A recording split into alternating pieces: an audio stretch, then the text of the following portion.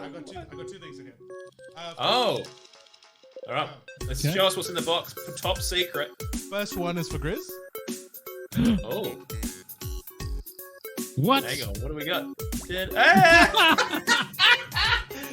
Keep going, though, man. You're doing good. Yes! Dude, you punched the fuck out of that, man. Holy fucking shit! So good. Yo, Captain Pearl. I didn't know what was going on there. Man. Fucking got him. Fucking got him, dude. Holy shit. Dude, good game. Fucking good game. Are you ready? I knew it!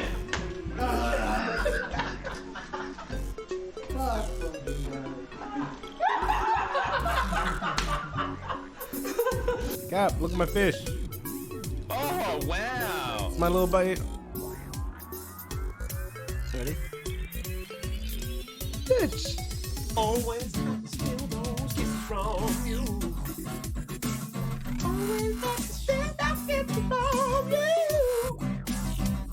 Always got to steal those kisses from you.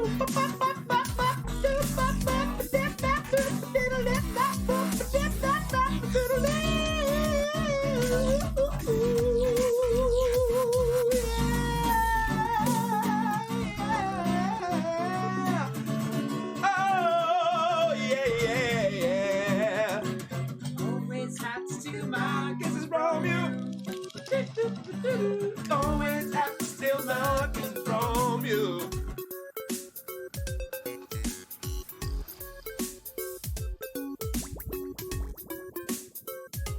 I got two things again. Oh. Alright. Let's show us what's in the box. Top secret. First one is for Grizz. Oh. What? Hang on. What do we got? Keep going, though, man. You're doing good. Yes! Dude, you punched the fuck out of that, man. Holy fucking shit! So good. Yo, Captain Pearl. I didn't know what was going on there. Man. Fucking got him. Fucking got him, dude. Holy shit. Dude, good game. Fucking good game. Are you ready? I knew it!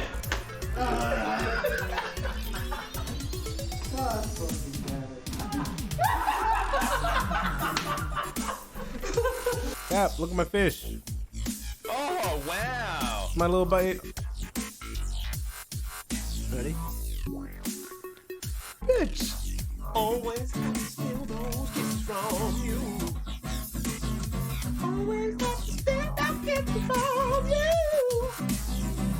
Always have to steal those kisses from you.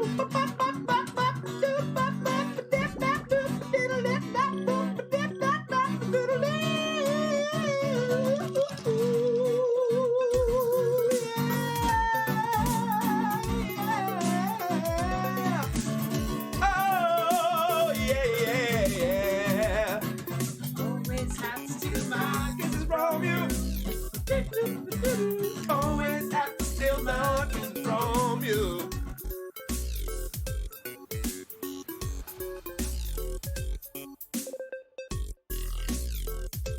I got two things again. Oh. Alright. Let's show us what's in the box. Top secret. First one is for Grizz. Oh. What? Hang on. What do we got?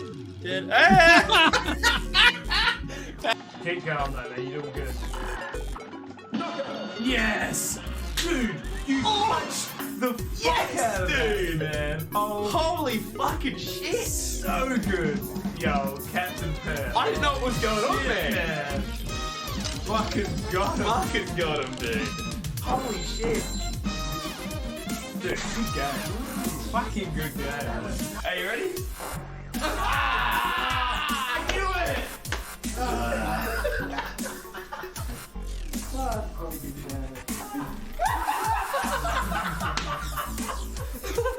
Cap, look at my fish. Oh, wow. My little bite. Ready? Bitch.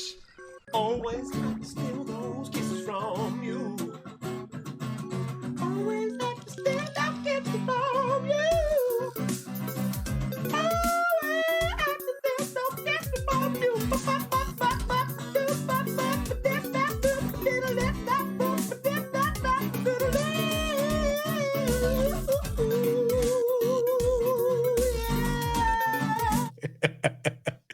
You're the Hello. fucking Grizz, mate. Hello. G'day. Cap, you look so short. What? Do I? I'm kind of hunching, I think. No, the last couple. Oh, hey. last couple fancy episodes. How's it going, your, mate? your chair's been lower than Grizz, so it looks like you're like. I am a very tall man. I don't know what you're talking about. I just have a small chair. G'day, Quite Fats. short. Hey, Fans? Any other gamers in here? Fans, Some Baldur's general Gate gaming? 3. Not far away. Boulders. Not 3. far away. Dude, I was hoping to like not have to work on Baldur's Gate release day, but it's looking like I'm probably gonna have to look after a baby instead, which is, even worse. 4 days. Jesus. I reckon 4 that is going days. to be the game I'm going to play when I go offshore, Cat. Oh, fuck yeah. On your Steam Deck? No. We haven't pulled the funds out of the Patreon to pay for that yet. Soon, I'm sure. Hey, Capo. When do you go and do that? September. Actually, yeah, that's a good point, boys. I'm going to be away for 2 weeks. From September 4th. Need to find a fill-in. Couple fill-ins. Mm-hmm. That's right. We can sort that out later. Put the news out. Don't worry about it. That'll be right. We'll sort it. Well, would y'all like to Kick in the teeth. Let's go. yeah. All right. Should we do it? Yep, let's do it. I'm just clicking my record Let's do it. button. Not like that fancy. Crazy. All right, counting down. We're coming from 5, 4, 3, 2. Nope, no, we're not, because I need my timer. Pav does. Yeah. Timer. There you go. Stop. Reset. Stopwatch. Count of 3, 2, 1.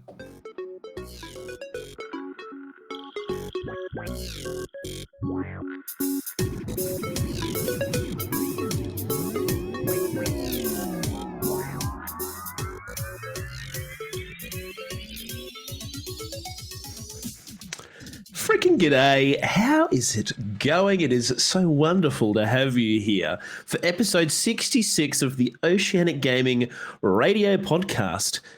It is the 31st of the 7th, 2023, and it's a Monday night, 7:10 p.m. in Perth, Western Australia. My name is Captain Perth, and alongside me, as always, is Grizzly Gaming 86 and Pavlovaface. Thank you for joining me, boys. How we frickin' doing? Hey-oh. Ahoy, hoy. Captain Pav. How are you guys? Doing good, fellas. Doing very Pretty good. well. Yeah. Out of 10, how are you? How Out are you, of Pav? Out of 10? 10, mate. Look, Ooh. excitement for next weekend, absolute 10. Yeah. True. Yeah. Anxiety for next weekend, absolute 10. So somewhere in the middle. Look, Yeah, Tell well, them, you Pav, got a what's lot happening? on. Yeah, you What's got going on? to just lay it all out. I think we got to just look. I was trying to build up to this, but let me tell you right now, it is Pixel Expo weekend coming up in 5 days' time. Yep, it'll be huge. Yeah, Huge. if you're a regular listener, you may have heard me talk your ear off about Pixel already. But if it's your first time listening, Pixel is a local convention or expo that focuses on a lot of local creators and gaming activations from absolutely incredible companies and stuff. I don't know. Look, it's going to be an awesome time, and even more exciting that the boys, Captain Grizz, are going to be joining me on the Sunday. Hell yeah. Yeah, OGR's going to be there live Gonna be in there. the flesh. Yeah, Can't we're doing an event. Well, what do you call it? Not an event. What would you call the thing? Panel? it started off panel? as a panel, but it's more of a show now. It's a game show. It's a kinda game like show. It's the Yeah. gaming version of Spicks and Specs, basically. If you're familiar with Spicks and Specs, and if you're Am not, I going to have to know things, Yeah. Cat? Because I oh, will- absolutely. Yeah. Yeah. Yeah. Okay. I don't want That's to have to gonna be carry interesting. your bloody sorry bum bum. You are, mate. You're going to be carrying me hard. I do it every Monday, mate. Yeah. Yeah, well, we fucking better get used to it, mate. It's going to happen on Sunday too. Yeah, well, it should be good fun. So the whole idea will be kind of like, who said this kind of game rounds and, general knowledge kind of gaming related things. So it's going to be really good. I'm freaking excited for it. And our good friend Straight Jacket Jim, who has been on the show multiple times, actually. What, is it multiple times? Yeah. I think it's multiple times now. Actually, it is multiple times. And is in the chat right now. Actually, little quick shout out. If you'd like to watch this show live, you can do so every 7 p.m. AWST, twitch.tv/Oceanic Gaming Radio. Come and join Straight Jacket Jim and Fancy Badger and a bunch of other legends. Straight Jacket Jim's going to be leading the charge and at the panel. And yeah, I believe Sunday, 1:30 p.m. Perth Convention Centre. That's correct. It's Even bought a ticket. I would recommend getting onto it ASAP. I just bought my ticket, Cap. Guess which code I used for that ticket? Straight Jacket Jim. No. I actually if you're buying a ticket, use Pavlova Face. That's PAVLOVA. That's right. FACE in the promo section. That's gonna get you a sweet $1 off your ticket, and use it wisely. And I'll see you there. You get $1 in your pocket, Pav? For No, that? not at all. It's just bragging rights. Oh, Yeah. okay. Yeah. All right. Do you know what? Mia bought my ticket today, and I didn't get a chance to get her to use a code. So I don't know if it's didn't use retrospective. she didn't use the Straight Jacket She Jim used code. null, null space. So yeah, sorry about that. But yeah, so it's going to be exciting. So if you're floating around looking for something to do on the Sunday, you want to come and watch me and Grizz and the guys from the morning stream. Is it the morning? No, not the morning. The morning pod. What are they called again? The morning show. Morning show. The morning show. That's The morning hosted- stream's another podcast that I'm getting mixed up with. Sorry.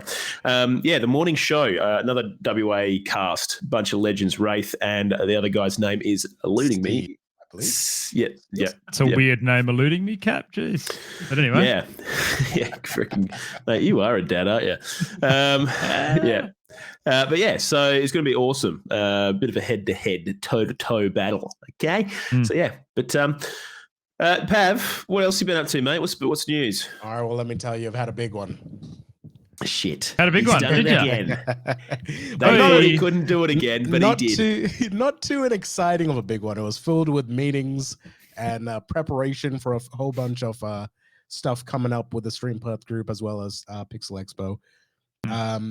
We had what do we do? We had the LCO grand final watch party. Ooh, Our good league friend- something. Yeah, What's that? League championship. League Championship Oceania or something like that. Yeah. Our good friend Dawnfire had set that up.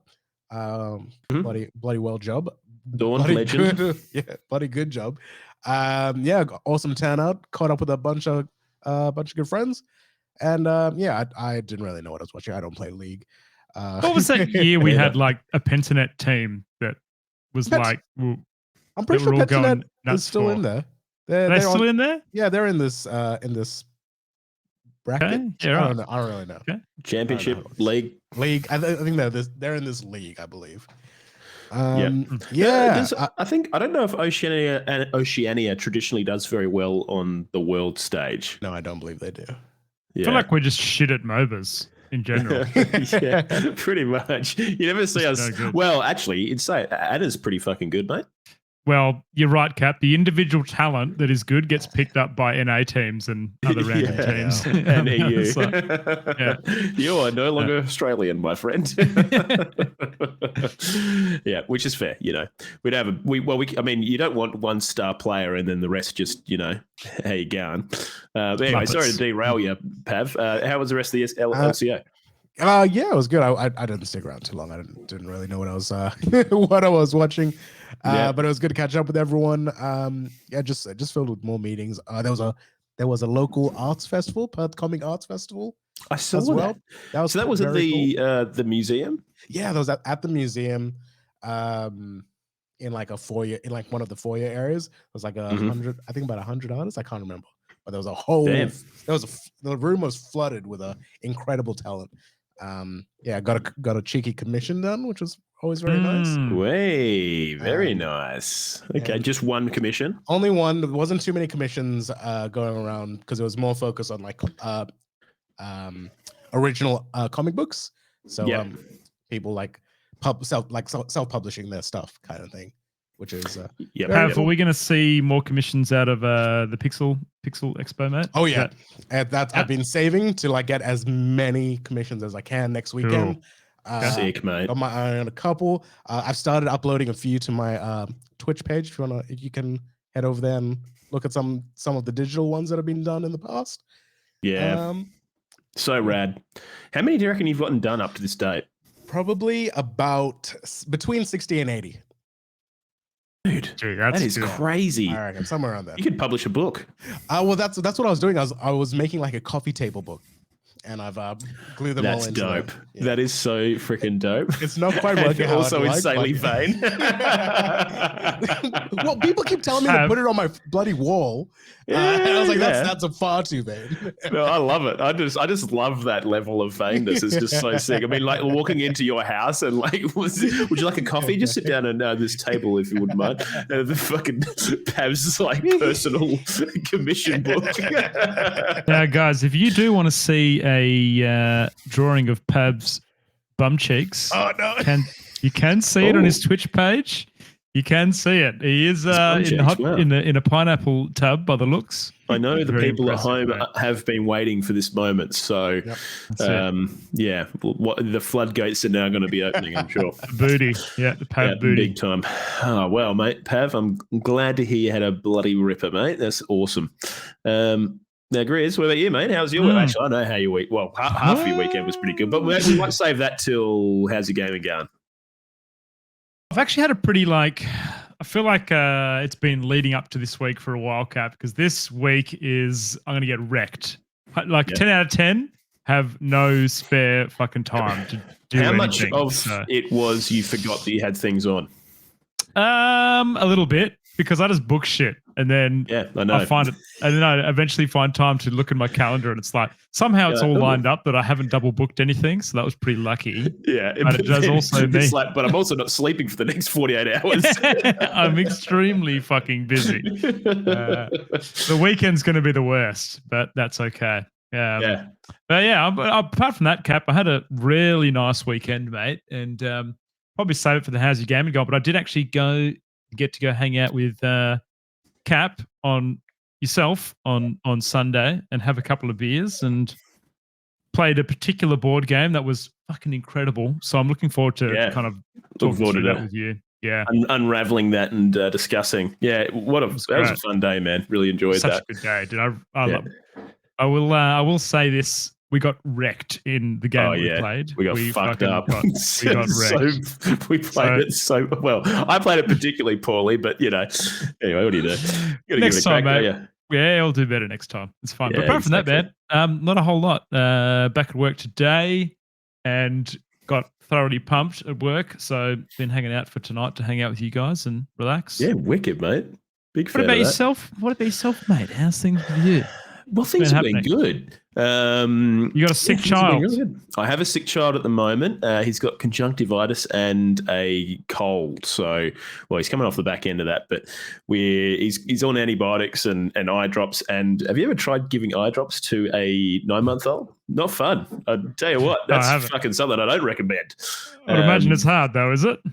Oh yeah, you kind of have to you kind of have them in between your legs and use your legs to hold down their arms, and then you're using one hand to hold their head and open their eyeball up, and they put a a eye drop in. It's not easy, hey? So not fun, but you got to do it. So is what it is. But they're probably just like, what the fuck are you doing to me? Because it's not a nice feeling. Mate, this is. I don't like getting eye drops for myself, let alone being forced into it.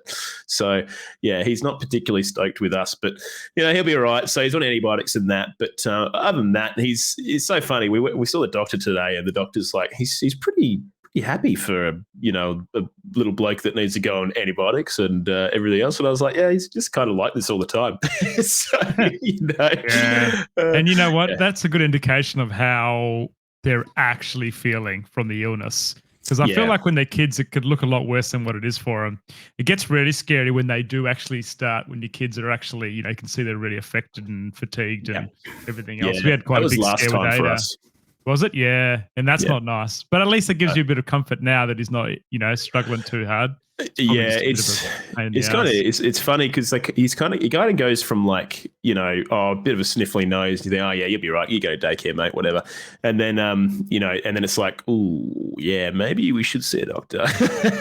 And then all of a sudden daycare's ringing up saying, yeah, probably come and pick your kid up, reckon. And yeah, okay, no worries. So actually, it's funny you say that, Cap, because Ada actually stayed home today because she was unwell as well. I think there's a lot going around. Obviously, winter and the winter bugs tend to float, and also kids, they're bloody dirty mongrels. They get stuck into everything, don't they? Don't wash their hands, all kinds of stuff. So they got better things to do than wash their hands, like eat dirt off the floor. So it's a big job, but yeah, look, he'll be all right, and hopefully, I hope Ada's feeling better soon. So. Yeah. Tomorrow because she was out the front of the house doing cartwheels this afternoon when the girls got home. Yep. So off to school with you, pal. Yep, that's it. Off you go. Yeah. Well, other than that, it was my birthday last week, which was great. I had my birthday day off and kind of just cruised around, hit the gym, and then we went and had a nice meal at a really sick burger joint in Elizabeth Quay in Perth City. And then Dude, those cocktails looked nuts that you were drinking. Yeah, the cocktails the were nerd one? wicked. Oh, yeah. It was great. Yeah, it was like a nerd cocktail. And oh god, it tasted it was like a grape kind of flavored, like sour grape kind of thing. It was so good. Yeah. And then on Saturday, caught up with a couple of friends and we did a escape room. It was a Western theme and we did escape with about a minute left to go. Yeah. I've never escaped. I'm no good. Really? I'm fucking no good, mate. I need to go with you. Get carried in the escape room as well. Well, it was really cool. It was like you started off separated, so you're in 2 teams of 3, and you found these little holes in between these cell walls because you're in like a Western prison, and then you're like passing things through. And they passed a cane through, and we used the cane to grab these keys, and then we passed the keys back through to them that they used to open something. They passed us some dynamite. We blew our toilet up, and yeah, it was wicked. That's fucking cool. Yeah, it was really cool. And then we made it out and had to do all these ciphers and open the safe. But we did that. And then we went to a really nice degustation. It was about $95 a head at this fancy Italian restaurant. And it was, I've not ever had pasta of that quality in my life. And when you have that kind of pasta and compare it to your own, you just go, man, I got some life choices that I've got issues with right now. It's not the packet stuff that's all fucking dehydrated and hard. It's not the proper shit. Yeah. Al dente versus El Solido. I don't know. So yeah, but it was really good. So I had a great weekend, and then Sunday, we'll talk more about that shortly. But enough of that, mate. We got to get stuck into this. We've been talking shit for ages. So we have. Sorry about that. No worries at all. Look, as always, house rules. If you would like to watch us live, you can do so via twitch.tv/Oceanic Gaming Radio, 7 p.m. Monday nights.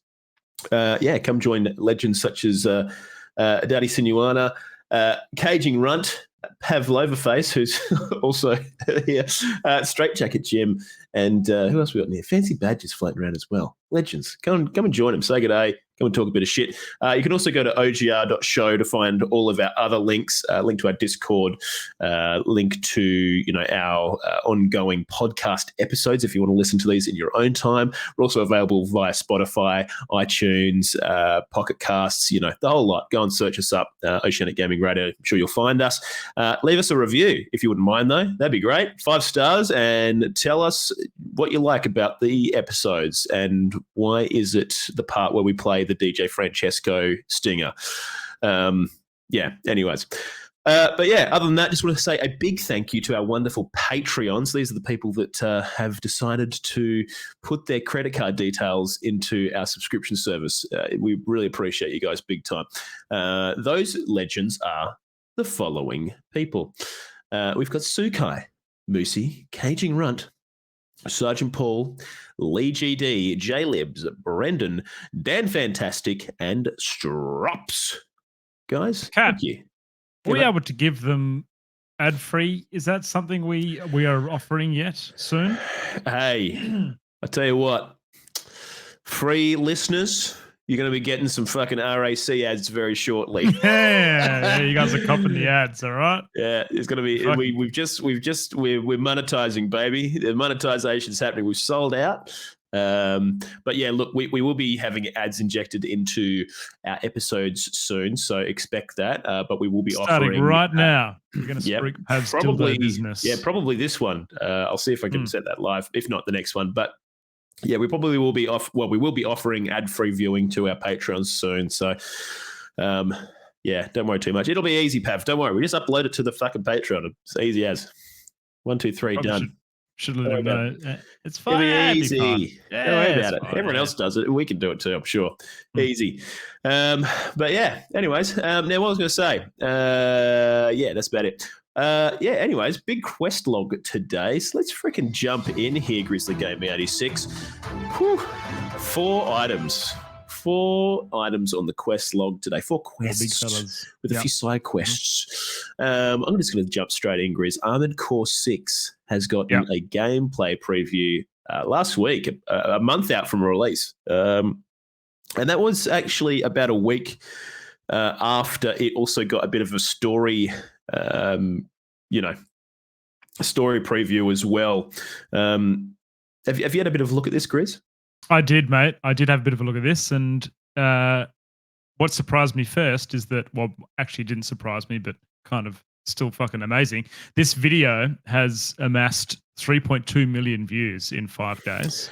And it is 13 minutes of pure gameplay, kind of alongside some description talking about the different things. Yeah. But I think pretty well done, and it really does show you how kind of open the maps and stuff are, Cap, and how much freedom you've got to navigate your way around the place. It looks pretty it's cool. It's definitely a change, excuse me, in scale. These mechs are probably like, what would you say, based on the things we're kind of seeing, the mechs are probably, I don't know, maybe 8 people high or something like that, tall. In that realm, just to give you an idea of scale. And so when I guess the gameplay trailers kind of split into these kind of action sequences, and they've got splits between certain battles and boss battles and stuff. But a lot of it shows the mech traversing through these different levels that they show off. And you kind of really get it feels really weird, seeing a From Software game at this scale, I guess, because we're so used to seeing a standard human player character running through either a dilapidated kind of post-apocalyptic medieval world or Victorian era world or something along those lines.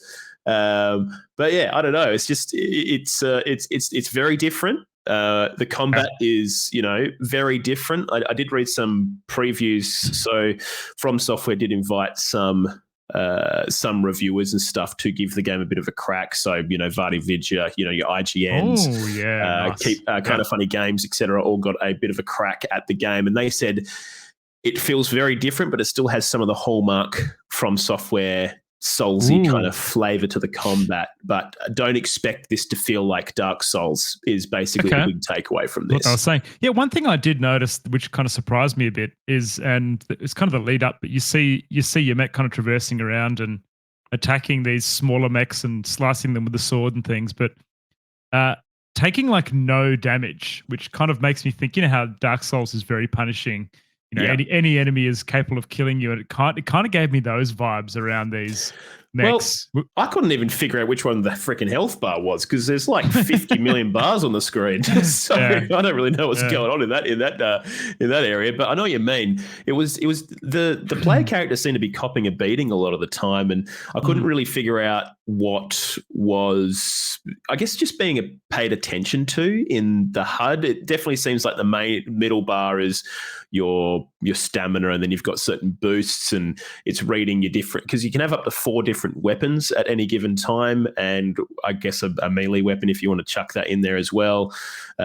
So one thing we did see in this gameplay sort of trailer is some of the customization you can do with the mech, which includes those 4 weapons and just how much your armored core can sort of be differentiated, I guess, because there's so many different frames and legs and armor pieces and just bits and it actually looks pretty rad.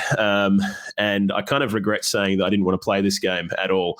It actually does the other week rad. That time. Yeah, remember that one? Well, I hope no one. I do. I hope no one clipped that. So now you kind of I was thinking about that today. I was like, it doesn't look too bad.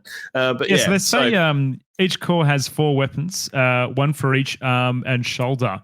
And we're kind of seeing some of the garage in there, but like projectile weapons, energy swords, missile launchers, shields, and other bits and pieces that we see. And we definitely see the melee weapon in there. Cap looks like kind of like this blue, I don't know, it's like a lightsaber kind of thing that kind of it's like a big blue energy beam that kind of comes out, almost like a Halo kind of energy sword, but bigger. I don't know. The melee combat looked a bit interesting to me. It seems very heavy on the.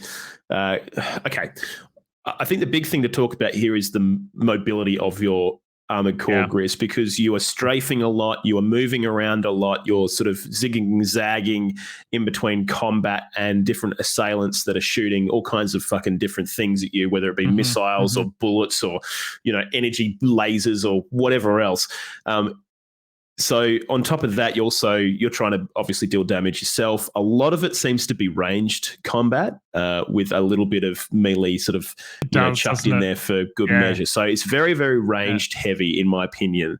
But I mean, maybe you can build a melee focused core. I don't really know, but it definitely seemed like, you were sparingly using your melee stuff. I'm guessing maybe you don't want to get too close to these guys, but it's the idea that when you take hits and stuff, do you lose the ability to use some of the function of your mech as you take damage? Is that what happens? I assume so. I think that's kind of what happens for the enemies. There's one boss that you're fighting where they're saying that you're trying to take out their like stability module so that they go staggered. That's another thing to probably talk about as well is continued damage on a enemies, particularly bosses that have a big health bar. You will inflict stagger damage, which then goes into like a stagger state where you can inflict extra damage. So very classic, common Soulsborne kind of style, game design trope that we've seen in recent years. But yeah, so it kind of talks about so each enemy will be vulnerable to a specific kind of damage. Using that damage, enough will stagger your enemy briefly, incapacitating them, making them susceptible to an all-out attack. So we do see like you're kind of mentioning there, but the cat, you see your little mech taking on a very large boss-like bloke. That you're kind of navigating around and attacking, and you do see that stagger happen, and then you get up in its face and start wailing on it. I think that's one thing to probably have a quick chat about is the scale of enemies as well. We see one boss is literally a mech the same size as you, and another boss that you're fighting in this really cool kind of desert storm like zone is this massive, like huge monstrosity of a machine that is like millions of times bigger than you, and you've got to go and like take out its legs and then go and find the generators to open up this thing, almost like a Death Star level of scale that you're dealing with. So the bosses look pretty rad, and then there was even a boss that kind of looked a bit more bullet hellish that was firing these red kind of beams around everywhere.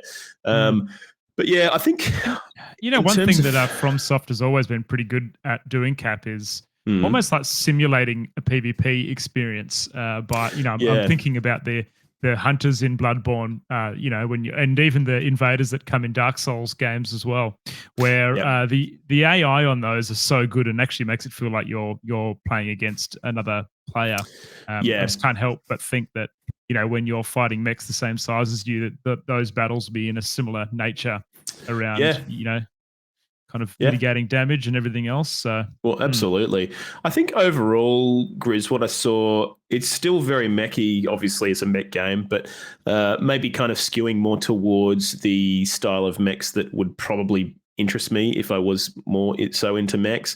I do worry that a lot of the gameplay looks kind of disorientating because you're kind of strafing in so many different directions and trying to keep a mental tally of where enemies are. And I can imagine when there's a fair few enemies in front of you and you're trying to dodge, fucking 20 laser beams and missiles and everything else. Like, I don't know how that's going to feel, and whether the controls it will have got to be really fair. intuitive, don't they? And I'm sure they Absolutely. will for that kind of thing. Yeah, yeah. So it's almost like you don't think about where the buttons you have to press, but you're almost just dodging that way because it feels so intuitive to control your mech. So, and it's going to be interesting to see how the terrain and your boost feels as well. Like, do you have enough boost to really kind of not get yourself into weird terrain situations where you're kind of having to dodge in between buildings and stuff that feels really, I don't know, just the way I kind of watched the combat, I just thought, man, that is either going to feel great or feel like shit. But according to the reviews, people seem to be having a lot of fun with it. So I'm sure that they've done a pretty good job of it. But yeah, so I don't know. Overall, I guess thoughts, Grizz. Like, what are you kind of thinking with this bad boy?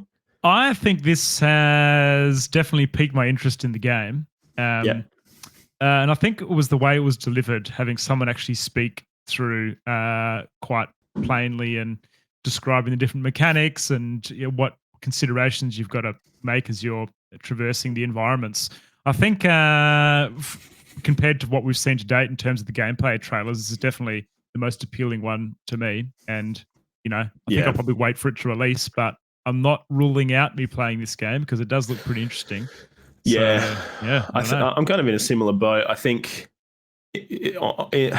personally, I think before this trailer, I didn't really know what to expect in terms of variability in the enemies and the environments, and what we'd seen so far was just everything looks super industrial, and it still kind of does. But I mean, we've kind of seen like a desert sandstorm, like a icy area, and like a more kind of, I guess, just industrialized warehousey kind of zone. They still look kind of mostly the same in terms of pretty heavy industrial kind of stuff, but I do feel like we're seeing a little bit more now, and we got a little bit more meat on the bone. I do like the variability in kind of bosses and how, I don't know, just their attacks and bits and pieces look. So I guess we'll see how it looks when it releases, but I'm kind of in the same boat. I think I'll probably wait for it to release and just see if I do actually want to give this a crack. There's also a part of me, Grizz, where I just don't know if I've got time for a Soulsborne kind of experience at the moment, despite having bought Remnant 2. But dude, I've bought that and I've put 40 minutes into it and haven't played it. So, we've been busy. Like, I'm sure I will. I think just being a dad and not having an awful lot of time. I think. Man, the worst thing is I played the deluxe version as well, which didn't even get to make the most of it. Hook, line, and sinker, my friend. Yeah, they got me, mate. Let's wrap this one up. I think overall, interested, not 100% sold, but looks really cool.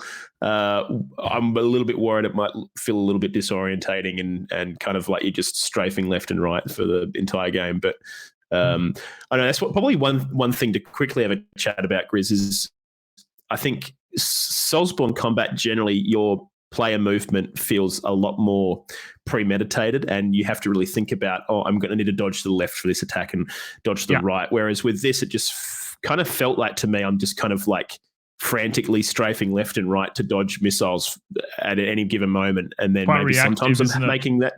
Well, it doesn't feel it just feels like you're always reacting to kind of nothing but everything. You know what I mean? Whereas maybe that's in the Souls, difference between this having a bit more range in your enemies, where you see a missile coming for you, so you're dodging left and right to dodge it. Whereas I don't know, Souls was a lot more punishing, and you'd be looking for little tells in what you think the enemy might be doing. So it's kind of maybe I wonder if those tells will come out in the major boss battles, but I guess we'll see. Grizzly Gaming 86 in a month, just under a month now. So there freaking go. Armored Core. Cool. Now, Grizz. Yeah. You're a Final Fantasy man. How many Final Fantasy games do you reckon you played, mate? I played all the early ones pretty much, and then stopped playing after 9, and basically haven't touched anything since. It was interesting. So I had all the early PlayStation from 7 onwards, and played through most of those. But yeah. Yep. Anyway, why is that, Capo? What's happening in the Final Fantasy universe? Well, specifically the MMO, there was the Final Fantasy Fan Fest last week, which I think was in Los Angeles or some shit like that. I don't know. I think it was mostly online, but regardless, we got a lot of announcements for Final Fantasy 14, right? So Very I cool. guess the first big announcement was the fact that we're getting another expansion. It's going to be called Dawn Trail, I believe. Now, Dawn Trail is going to be it seems like it's kind of like almost like your character's going on a bit of a holiday. It's kind of like a bit of an exploratory kind of, we're just going to go and have a bit of fun. There's no major big bad guy. We're kind of going to this new place we found. We're going to go and explore it and have a bit of a holiday. So I think it's going to be a bit of a deviation from the kind of more serious ongoing stories that they've been telling recently. And what I found kind of interesting about that idea of a expansion is that is something that World of Warcraft players have been asking for a very long time. Is that right? And Final Fantasy feels like they're actually doing it. Yeah, a lot of the time when you ask people, you have like a public poll about what kind of expansion you'd like next. A lot of people say, I just want to go on like an adventure. I don't want to defeat an all-seeing god, or I don't want to deal with, a catastrophic issue. I just want to go and do an adventurer thing. That sounds logical to me. Yeah, for a bit of fun, and that's kind of the vibes I'm getting from this trailer and what they've kind of discussed. Far out, man. I will say the graphics, water graphics on here with those coral reefs, and you see the boat cruising through the water is absolutely insane. I don't know if I've ever seen water graphics like that in a video game before. I think this is obviously rendered like a cinematic rendering, but I mean, even so, it's incredibly impressive. The trailer is definitely worth a look, even just purely for the art form itself. But the trailer is brilliant, and it kind of gives you a bit of an idea of, I guess, some of the places you're going to be seeing. A lot of it seems very Mayan inspired, Mayan, and you're going to be getting a bunch of new stuff. So I'm just going to kind of quickly touch over the top of this. You're going to a new locale. What's it called? Yocturel is the tropical New World location seen in the Dawn Trail trailer. It's west of Eorzea and home to many cities that live alongside nature, meaning you won't see much industrialization compared to other places in Final Fantasy XIV. So you're going to be going there. There's a brand new major city, a couple of new regions, one of which is kind of like a mountainous region, and then you've got like a kind of like fun sort of seaside kind of looking place as well that looks really overgrown. You're going to be getting a new level cap, so you'll be able to level from 90 to 100. There's going to be 2 new jobs, which are basically classes effectively, but with Final Fantasy XIV, every player can play every single different class, so they call them jobs, and you can switch your jobs out based on your weapon and all that kind of shit, so that's pretty cool. But we don't know what the jobs are yet. They haven't been revealed yet, but they're going to have a melee DPS job and a ranged magical DPS. So more info on that by, everyone's favorite Final Fantasy developer, Yoshida, in good time. Going to have new dungeons, new gear, new recipes for crafters, new raids. There's also a new race of people living in this place. Excuse me. I don't know whether that means that they're playable, but it seems that they might just be a new kind of character. Excuse me. What do they look like, Cap? Do we know? Yeah, they're kind of like, they wear masks and look kind of vaguely just like humans. So they are diminutive people inhabiting blah, blah, blah, blah, blah. Seldom, I can't read this fucking word. The word is Urqop, Urukpacha. So I think that's where they live. They live in Urukpacha. So seldom seen without their distinctive masks, natural entrepreneurs who travel the continent on alpaca back, and renowned producers of tea, coffee, and mezcal, which I believe you are a big drinker of, my friend. Love tequila, Cap. It's my favorite, mate. These guys maybe on my level. Yeah. Mezcal is beautiful. This might be the time for you to start playing Final Fantasy XIV, mate. But yeah, so They're also going to be doing an update to the Blue Mage class, which is like hard to explain, but basically the Blue Mage class is kind of like a fun class that takes the abilities of enemies and stuff. And so they're going to be obviously improving upon that. A bunch of quest updates. Gold Source is getting an update. The Gold Source is kind of like the Dark Moon Fair, but it's open all the time from World of Warcraft. And yeah, look, there's a bunch of shit coming. So pretty exciting. Now, two other major things were also announced at Grizzly. Firstly, Final Fantasy XIV is coming to the Xbox Series X and S. And they had Phil Spencer up on the stage to co-announce it with Yoshida. And I think people lost their fucking minds about that. So they've been working on this for a little while, and there will be an open beta soon at TM. So if you're an Xbox player and you're hoping to play a bit of Final Fantasy, your prayers have been answered, and keep your eye out. That is pretty cool, Cap. That is pretty cool. So this is obviously... Is PlayStation going to be pissed off about this, mate, or what? I don't know how the exclusivity worked. If it was I'm not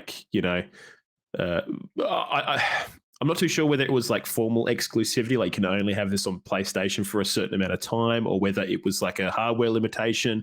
I know that in the past we've had. Well, Baldur's Gate, for example, isn't releasing on Xbox for a while because they're struggling to get it to work on the Series S, which is the underpowered version of the Xbox. So maybe that's an issue that they've been dealing with. I'm not too sure. I didn't get that deep into it, but I mean, it is coming to Xbox now, and it's going to be ready to go. Very cool. Okay, that's good. Yeah, so that's pretty cool. Platforms are better. Yeah. Now, another cool thing was that they are going to be extending the free trial to also include Stormblood. And Stormblood is an expansion after Heavenswood, so it's 2 expansions in, or 3, or something like that. No, I think it's 2 expansions in. So you're going to be getting more of, basically there's more base game for you to free trial through now, which includes more expansions. So, which is pretty rad. So if you want to give it a crack, you just need to get in there and give it a crack, basically. So Cap, will you see yourself getting back into this, man? I know you were playing for a while for the content. Will you give it a tickle? Actually, I think I will. And I'll tell you why, because they also announced a major graphical update. Okay. Now, the major graphical update is going to include high-resolution textures and shadows and a bunch of other really cool sort of aesthetic changes to the base game. So that's going to happen over time, but there'll be some big major patches that include a lot of those graphical update changes. And I think some of the older zones look a bit sad and a bit worn. And I'm kind of in those zones still. So give it a fresh lick of paint, mate. Yeah, I think once those kind of get addressed, why not? Maybe I'll jump back in properly and get stuck into a bit of Final Fantasy. I think one of the big things that pushed me away from it recently was quite often the main story quest, which is what you need to traverse through to get to endgame. It requires you to do instances with other players, and depending on what the content is, there could be fucking no one doing that content. So you're kind of grinding your way through it. Yeah. Well, I mean, you try and you have to sit in a queue for like 30 plus minutes just to get into a dungeon. Geez, do you think I've got 30 minutes to sit in a queue and doing literally nothing, Grizz? I don't. So it's very difficult to meet those requirements at the moment. So I think I maybe need to just find some friends to carry me through, but we'll cross that bridge when we come there. So, gotta find some mates. Yeah, gonna find some freaking mates. But now the one last thing I wanted to quickly talk about, Grizz, is this graphical update is obviously going to require some new hardware if you're running some lower grade stuff. So, with this graphical update. Sorry? I'm really feeling the age of my PC right now, Cap. It's starting. I don't think you're the only one, mate. Yeah, especially like RAM seems to be really hungry now in a lot of these games. Dude. It's almost like you need 64 gigs minimum these days. So I've got 16 gig, mate, and it's a struggle big time. Yeah, I think Remnant 2 doesn't run particularly well. That's for sure. Yeah. I think in all honesty, 32 is kind of like the baseline these days, which is kind of crazy. But, I mean, so what's happened with Final Fantasy XIV is with this graphical update, they've announced new minimum system requirements. So, okay. what do they look like? Well, at a minimum, you're going to require you always needed an i7, but it used to be an i7 6700. You're now going to need an i7 9700. So that's a few generations difference. Mm-hmm. You're also, at a minimum, going to, that's the recommended system requirements. It's okay. I'm still keen to hear the recommended because that's probably what you'd want to. You don't want to be playing it on minimum, surely. Yeah, so that's minimum and recommended. So minimum 8 gig, recommended 16 gig. You'll need 140 gigs worth of hard drive space. Your minimum card requirement now is a 970 and recommended is a 2060 or higher. And then you've got the AMD Radeon equivalent. And then, so now just to give you a rough idea of the old requirements, it used to be an i5 processor paired with a 750 as a bare minimum requirement. So we've basically seen the generation of Intel of processor and graphics card increase by about three years. So it's quite a lot. So if you've got an older rig and you are playing Final Fantasy, firstly, RIP, and you're probably going to need a new PC. Maybe I'll play it on my PlayStation 5 if I choose to play it, Cap. Maybe that's the way I'll play the game. Yeah. I mean, hey, that might be the way to go.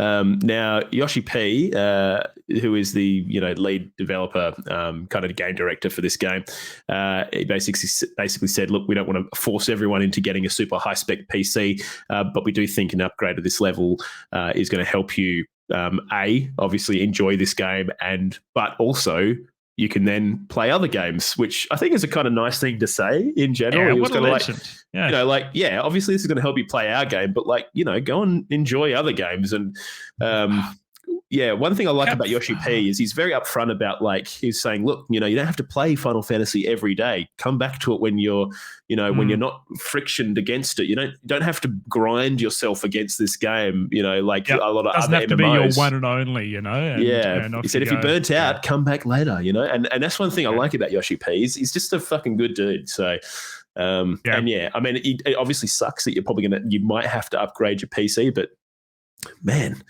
a 750 as a minimum requirement, that's an old card, my friend. I had a 750 once upon a time. That was like 2 PCs ago. Is that what you're talking about? It's a graphics card, eh? 750. Is 750 GTX. Yeah, okay. That's old school, baby. Yeah, it is. Surprised that would even work anymore. But dude, I remember when I first started content creation, Cap, I was running a 670 with 8 gig of RAM. And damn boy, CPU. It was damn. Yeah, that's crazy. Hey, and now we're in the 40 series. That's mental. That's a big difference. But anyways, Grizzly. So Final Fantasy is getting a bunch of cool new shit. So there you freaking go. Very cool. Speaking of cool new shit, but kind of the opposite. Yeah. I don't know if you've ever heard of the Pathfinder games, Grizz, but Pathfinder, from my understanding, Cap, is a D&D-esque rule set, right? It's an alternative rule set. Alternative rule set. A lot of people say that Pathfinder is better than 5e in a lot of respects, like combat and stuff is done really well in Pathfinder. Well, a lot of people, when there was that big hoo-ha about the D&D 1 player handbook and all the copyright shit that happened recently, a lot of people were like, well, fuck it, I'm going to Pathfinder. I've been wanting to do it for a while, and I think I'm just going to do it now. So fuck you, Wizards of the Coast. This is the alternative kind of rule set. So, but it's just not as popular, I think. It's kind of like, what do you call it? D&D is kind of like the glad wrap of cling film in terms of kind of RPG rule sets. Everyone knows RPG rule sets as Dungeons and Dragons because it has the brand name, kind of like glad wrap does. So and then Pathfinder is kind of like the ugly duckling. So but still very well appreciated. So anyways, the Pathfinder rule set also gets used to make video games, one of which is Pathfinder, what is it called? Wrath of the Righteousness or some shit? Dude, this looks really good. If this is the game that's up now, it looks... Yes, it does look really good. Interesting. So Owlcat Games created Pathfinder Wrath of the Righteousness, and this is kind of like a D&D style medieval high fantasy with magic, etc. And it's kind of almost, it's in the vein of what do you call it, Divinity 2 Original Sin, that kind of Looks feel of very game. similar to that, doesn't it? Exactly. Now, this game came out in 2021. These developers are also working on Warhammer 40k Rogue Trader, which is a it's going to be a CRPG a la Divinity 2 Original Sin, set in the 40k universe, which takes place, following a rogue trader. Can you believe it? Anyways, getting back to this particular story. What happened was the other day, these guys released a new patch. And in that patch, they said, hey, we've got a new EULA, which is, the thing you sign to say, I'm happy to play this game. Now, just to let you know, also, we've got a third-party analytics tool that we're bundling in with this that will be taking information such as your IP address, timestamps, platform you're playing on, version of the game, OS, etc. Sound good? Awesome. Love that. And just by the way, if you don't sign the EULA, you can no longer play the game that's been out for 2 years. Oh, God. So I'd imagine people weren't too happy about that, Cap, getting their IP address taken and other bits and pieces, mate, Yeah. I would prefer you not to take my data. B, you're saying I can't play the game I've paid for and been playing for quite happily for 2 years now that you've changed your EULA and want to put this patch on me. So, the community kind of kicked up a massive stink. Fair enough. And Owlcat Games revoked the patch virtually immediately after a massive revolt. And they were very quick to say, we fucked up. We know this was important to you guys and we apologize. This is an industry standard tool, but we went about it the wrong way, which, yes, they did. And just so you know, promise you this won't be in the 40k game, FYI. Just all so right. you know, So the one that we're working on. Big old back pedals, Capo? Big back pedal, which, again, important. You know what I feel like is really important is a community manager or something that kind of manages the interface. Absolutely. When you're releasing stuff to your community, and you know what, like even the big players like Diablo 4 recently with the way they handled that patch, I still don't think that was particularly well done. There really does need to be a lot more thinking about what you're releasing to your player base, doesn't there? Otherwise, do you know what? I think devs and, just in general, I think they just like to try stick their foot in the water just to see how it'll go. And I think it's just the kind of thing where people just kind of try to test the boundaries to see what they can get away with.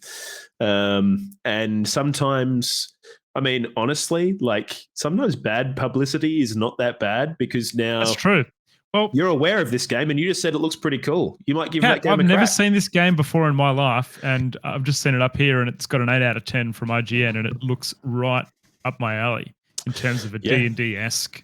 So you're probably right there, mate. Sometimes any kind of media is good media. Exactly. It's such a cliche thing to say, like you said, but it's true. Like this game is now in our peripheral, and we're talking about it. And I've been looking at it too and thinking, that looks pretty cool. How old is it? Is it 2021? 2021, yeah. So a couple of years old. But it looks pretty crisp, and I think it kind of because I wasn't super excited for the 40k games coming out in the sort of next sort of couple of years, just because I wasn't super into the 40k universe. But since I've been reading the books, now I'm kind of back into it. Right. And now that I know that these guys are working on Rogue Trader, I'm probably pretty excited for a CRPG set in that universe. Yeah. Okay. Yeah. So I think it'll be pretty cool. But yeah, an interesting story, Grizz, and just an interesting one to kind of just show how the players fought back and won. Whereas you watch Diablo and think kind of pushing shit up a hill sometimes. It's a bit like that. It absolutely is a bit like that. Yeah. Now, Cap, we have had a plethora of action RPG news over the week that we're kind of going to bring to you in little kind of piecemeal stories here. But first I want to talk about is once again, Diablo 4 and Blizzard are surrounded in drama surrounding Diablo 4, specifically the Battle Pass. So, look, my thoughts on this, Cap. For Battle Pass to be successful, it needs to offer the consumer worthwhile rewards. And the way that other companies have done that, like Fortnite and Apex Legends, is by playing the complete Battle Pass and completing the Battle Pass, you would earn enough currency by doing that to purchase the next Battle Pass. So that if you're kind of just rewarded for playing the game and completing the Battle Pass, which is really cool. And I actually did that a couple of times in Fortnite when I was playing it quite a lot, and it felt quite good because, you know, it was like a $15 Battle Pass that you're paying for, and then you get the next one for free if you play the game. Now, Blizzard have not done that, Cap. They've done the opposite of that. So through the Season 1 Battle Pass, you can earn yourself a total of 666 platinum by completing the Battle Pass, and a new Battle Pass costs you 1,000 platinum. But it doesn't end there, Cap, because there is nothing you can buy in the store for 666 platinum. So if you bought just the Battle Pass, you can't afford anything in the shop because the minimum is 800. I'm 100% positive that Blizzard thought, oh, do you know what we'll do? We don't want to give them enough to really do anything with the platinum, but we'll be really cute and make it 666 to kind of like, you know, kind of sweep it under the carpet as a cute little reference. But Blizzard, we know exactly what you're up to, and fuck you guys just keep fucking doing it. You're so fucking greedy. It's fucked up. Yeah, I'm the same as you, Cap. It's like, they've got this basis of possibly one of the best RPGs ever created. You know, the graphics is amazing. It feels great. The classes are awesome. The progression is great. And then I feel like they're just trying to find a way to fill the corporate greed. And people are just picking up on it. And so this has been a pretty hot topic across Twitter and, you know, Reddit and everywhere else around this one. But it is frustrating, Cap. I mean, if you buy the Battle Pass and you played the game enough, which is a lot, to earn the maximum amount of platinum, you're sitting there with 666 platinum and you're in the shop and there's nothing you can buy. That to me is a little bit frustrating. Yeah, I think in all honesty, I really do think that Blizzard needs to be rewarding their players that are sticking by them at the moment, because there's a lot that aren't. And I think little tokens of gratitude like, hey, here's the next Battle Pass for free, or, you know, like... It's kind of disappointing. Not surprising. I do hope things change once hands change over to Microsoft, because I just feel like the Blizzard that we once knew and loved is a shadow of its former self, and it's horrible. It's just so corporate and greedy and just generally fucked.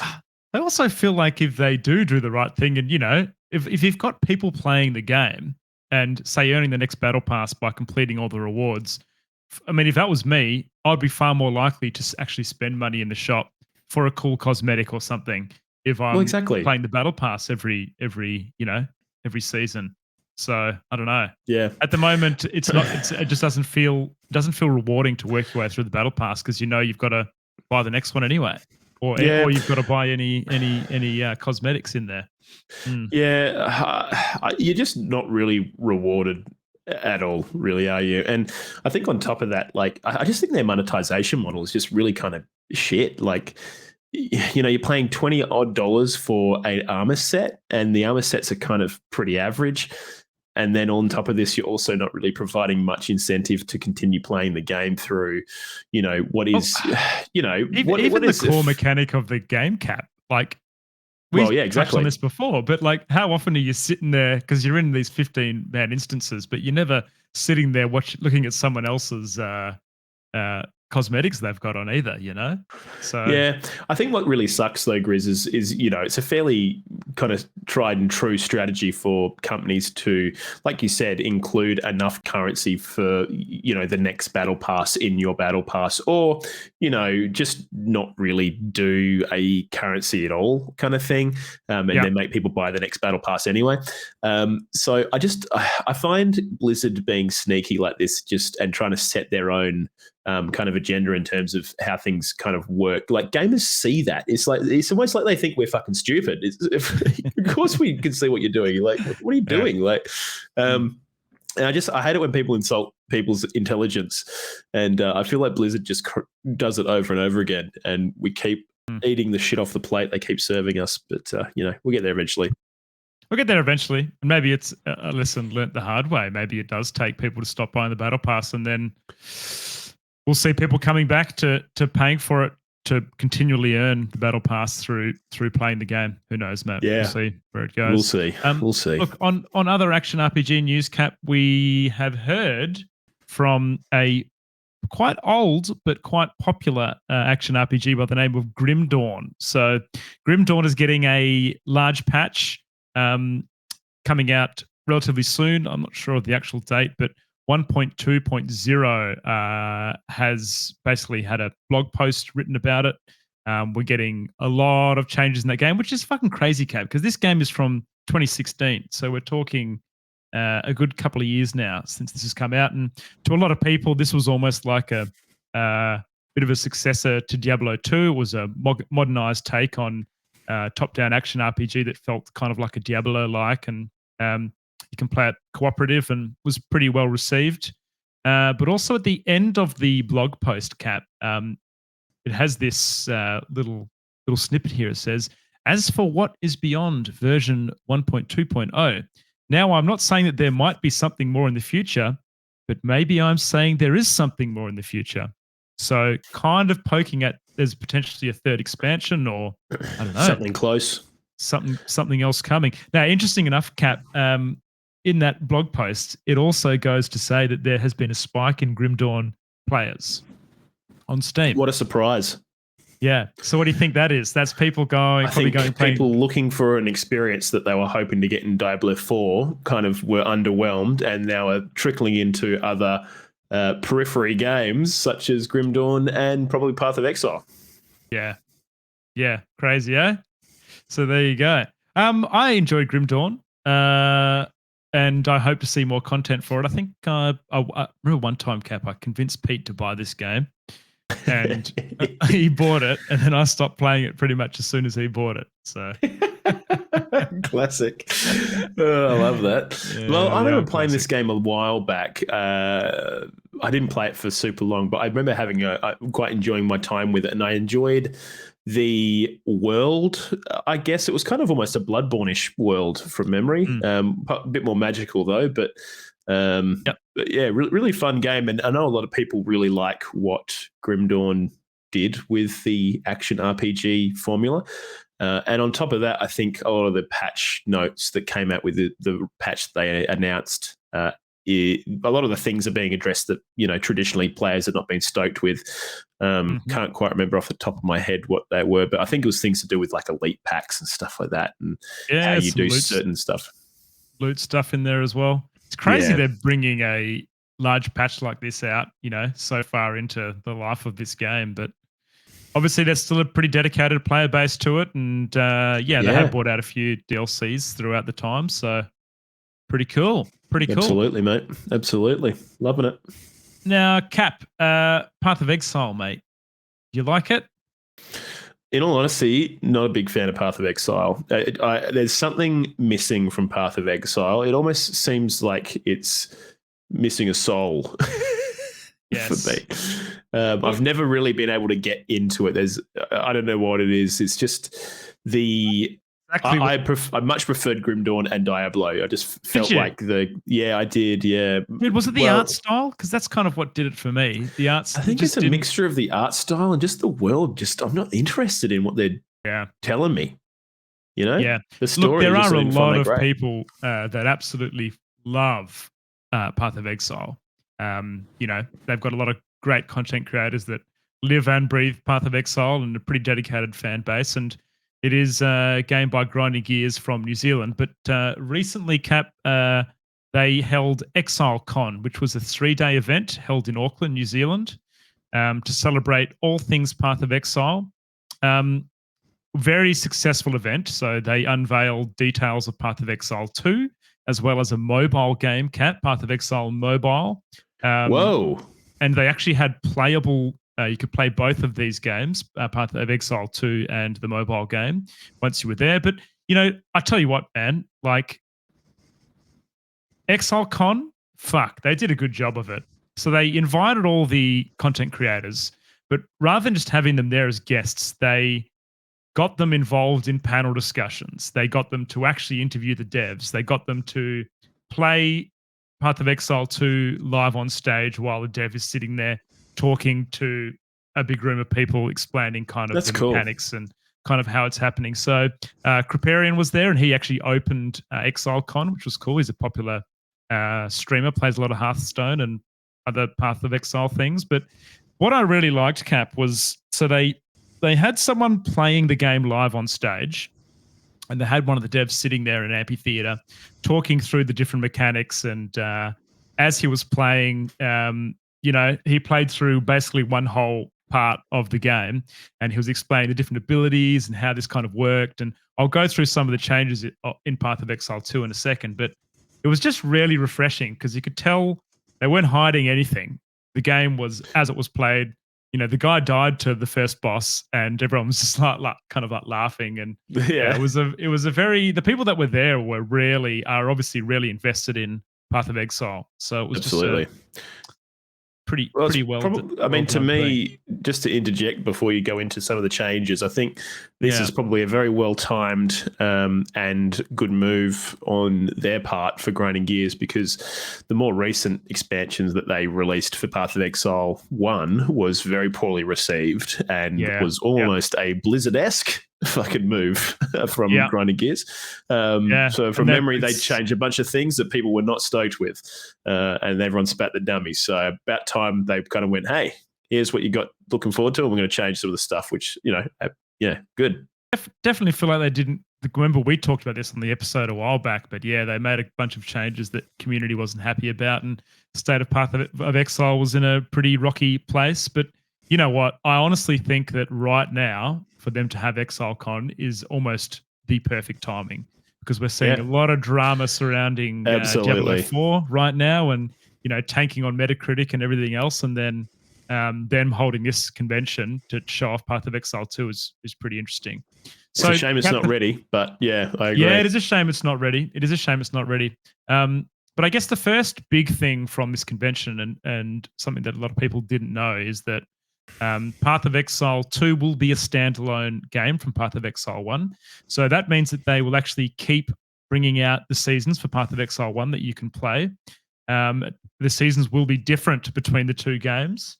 And what they've done is really cool, because all of the things that you've purchased in Path of Exile 1, like the stash space and the organization of your other bits and pieces, as well as some of your cosmetics, you can play on both games. Which I think is pretty cool. So they'll unlock for Path of Exile 2 as well. Path of Exile 2 cost money to play? Because isn't one free to play? One is free to play. They didn't say that. I imagine it would be the same model, so free to play game. I wonder how they're monetizing that then. That's interesting. So the way that they do it with Path of Exile 1, man, is like they give you organization, like basically quality of life is what you get from the monetization. So example is you get a stash that is just designed for, because there's so many different drops of currency in that game. Is it subscription based, or is it one-time purchasing? No, one-time purchase. So I've actually bought a bunch of like stash spaces in that game when I was playing it for currency, and it just basically automatically loads the currency that drops into those more nicely for you, and allows it easy to use and stuff. Okay. So interesting. Yeah, see, they have nailed their monetization. That's never been an issue with Path of Exile 1, because it doesn't change the way the game's played, but it just makes it a bit easier. Yeah, it makes it a bit easier to follow and everything else. So pretty cool. So that was a big change, Cap. So that's cool. So they're going to retain Path of Exile 1, the people that love that game, and also have Path of Exile 2, and the rewards kind of carry between both. Now, the game has had a fresh lick of paint, Cap. The engine has undergone a quite large overhaul. I don't know what this means, and maybe you can explain it to me, but characters, items, monsters, and environments all use physically based rendering. Physically based rendering. Does that mean stuff moves independently? I assume it's literally based on the physics engine rather than whatever else they were using to render it. So that sounds like a pretty big change to me. Okay. Yeah. So it does look a lot better. Like if you have a look at the some of the gameplay, and they did release a new gameplay trailer as well. So we've had 3 of those now, and they've revealed a lot of stuff that's coming with the game in that trailer. So we see that there is 100 distinct environments, 600 monsters, 100 bosses, 1,500 passive skills, 36 ascendant classes, 240 active skills, 6-player co-op, and a bunch of other stuff as well. Damn, so that's a lot. It's a lot. And Cap, you know how we kind of spoke about this before. The skill tree is pretty overwhelming with Path of Exile. Yep. Well, it's not getting any better with number 2, mate. It's the same, if not worse. So you can dual wield weapons in this, and you can have a different passive tree for both of those weapons. Christ. Wow. Okay. So it allows you to have basically 2 different skill sets across your 2 weapons. So you can swap between them and use different abilities. So pretty cool, man. Pretty cool. Mate, looking at this trailer, like this looks really nice. Like exceptionally nice. Like better than Diablo 4 nice. You know what I mean? Oh, I reckon, yeah. And that was one thing that, so Asmongold, I had his reaction video up earlier for the Twitch viewers, but that's what he was saying. He was like, one thing that I've always felt about Path of Exile, and this is his rant, is that the graphics was always not great and it didn't stand up to modern ARPGs. But Path of Exile 2 looks on par, if not better in some ways than Diablo 4. Yeah. So there's certain things, I think a lot of it is in the lighting that it just looks really nice. Yeah, it just looks gorgeous. I think one thing about Diablo 4, and one thing that I've praised it for, but is also, I guess, probably an Achilles heel of its own, is the glumness of that world. I guess it's not an awful lot of vibrancy, whereas with this, I think they've managed to retain a kind of glumness, but also they still have some quite vibrant colors. So it does look really nice in certain parts of it, but. Yeah, and I mean, just the gameplay looks really nice as well. So, so I guess I 100% agree. I guess my takeaway on this, Cap, I think the game looks fantastic, and I think the graphically it looks amazing.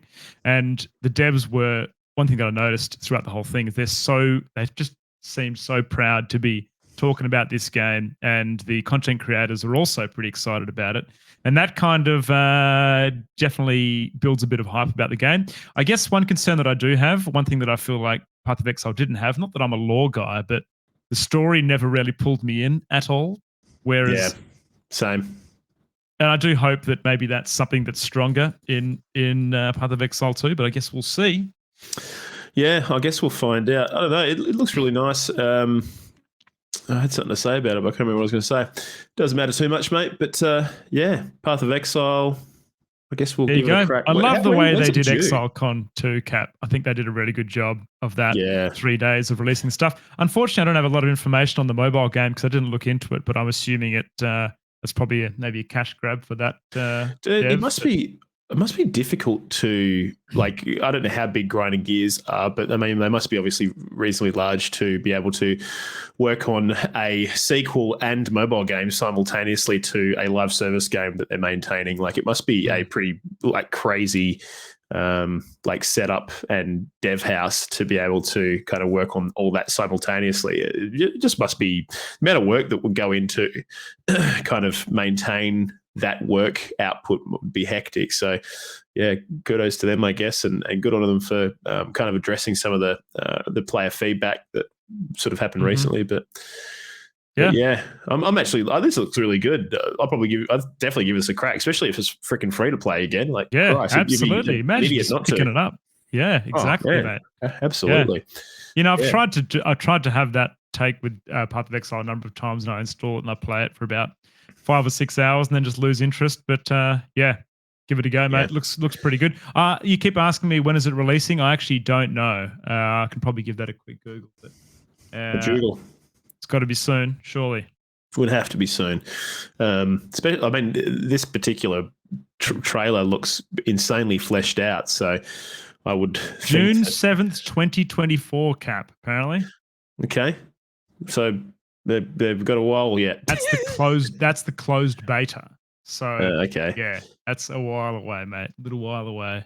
Yeah. Okay. Oh, well, Interesting. If they can show a game and actually sit down and play it in front of a live audience, and they I even would have brought a thought it'd be co-op, closer than that. even Christ. brought a but yeah. co-op player in, and yeah, they played through a whole Based on zone that. and did some bosses. So obviously they're Yeah. taking their time to make it look good. Well, yeah, good on them for doing so. You know, a lot of companies these days don't take their time, my friend. That's it. But That's yeah, right. There you go. Mhm. Well, Mhm. Grizz, that was the freaking quest log. Hey, we did it. Did we do a poll over the weekend? I don't think we did. Now we need No. to start doing more of those, don't we, Matt? I think, Next time. in all honesty, I just forgot because it was my birthday. So those Yeah. at home are going to just have to give me a pass this week. So That one's get on over Pav, it. I reckon. Yeah. Yep. Good job, Pav. Typical. Got it. But anyways, what do you do? Expect one next week. We normally post a OGR poll most weeks. And you can go and vote in said poll when we post it at twitter.com/OGR show or x.com/OGR show, whichever flavor you like. Go and follow us on that social media network that remains to be unnamed, I guess, but we're going to keep calling it Twitter for the foreseeable. But yeah, follow us there, and you'll find a tweet that has a poll in it, and you can vote in that, and we'll talk about it next week. So there you go. All right, Grizz. I need to know, mate. I want to know how your gaming has been going. How's my game big? I haven't actually been playing a heap of video games, Cap. Sit down PC gaming. I've been playing some Terraria modded still, which I tell you what, man, I keep saying this every week for the last few weeks, but such a fantastic game, and the modder just makes it a lot better. So that's been really fun co-op, doing some base building, and me and Curdy had a good stream, I believe that was last week sometime, and worked our way through some content. It's been fantastic. And then I've been watching quite a bit of the Rider Masters. The Riyadh Masters, sorry, which is the Dota 2 tournament, has been on. So that finished up, I believe, last night or the night before. But great to watch some esports gaming, mate. Bit of Pro Dota. But, Cap, I think the highlight of my week in terms of gaming, board gaming, was actually for your birthday, mate, which both lovers of the Soulsborne universe, and, you know, I'm sure you're going to talk about it, but your favorite video game ever, Bloodborne, we played the Bloodborne board game.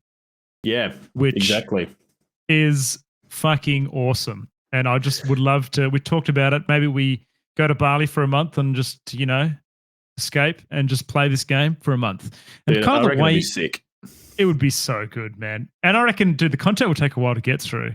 Oh, so yeah. I guess if you haven't heard of the Bloodborne board game, essentially it is a co-op board game that you can play with up to, how many people, Cap? Is it 6? You have up to 4 players. 4? Okay. As far as I'm aware. I don't think well, maybe it is 6. Maybe with the Chalice Dungeon set, you might be able to do 6. Can do some stuff. Now, you kickstarted this, didn't you, Cap? So you've got some extra content and I've got some exclusive Kickstarter stuff, which includes a bunch of extra characters and some additional enemies. But yeah, fuck, it's just a fun board game, I think. And obviously, if you are a fan of Bloodborne, like that's just an added bonus. Dude, the attention to detail is just excellent. You know, the way that it kind of conveys into a board game from the lore of the game. You know, you're wielding a large scythe, and you know all the weapons in Bloodborne have transformed. They have 2 different styles of the weapon, I guess you could say, and they've built that mechanic into the board game where you would have 2 sides of your weapon, and each class kind of works differently when you transform your weapon.